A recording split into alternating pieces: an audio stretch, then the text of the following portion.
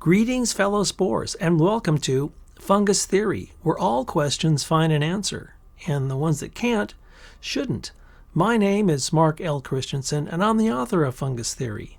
This is not a belief system, and I'm reluctant to call it a theory because of its scientific nature. Yet it does represent years of in-depth research, backed by facts, evidence, and historical events. Now, this exploration is beginning to unravel a very fascinating possibility, one that humanity is the spore of an ancient fungus. Now, I know what you might be thinking, but today there's a lot of evidence starting to show this to be more fact than fiction.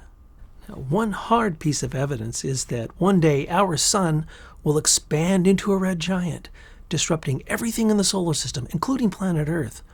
But long before then, Earth's surface is scheduled to heat up to the point where no more carbon-based life forms will be able to reproduce.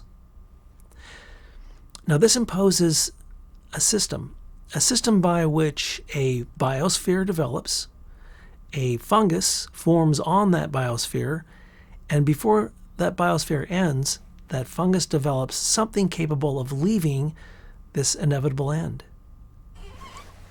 And of course, this animal is the human being, or the human spore, as I may want to put it.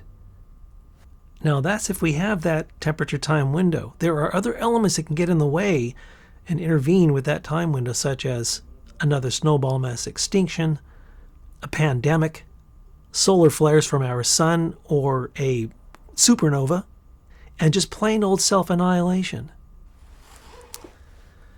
So you can see that if mankind were to escape any one of these catastrophic events that are ahead of us, we would be considered the spore that left the fungus behind for incineration.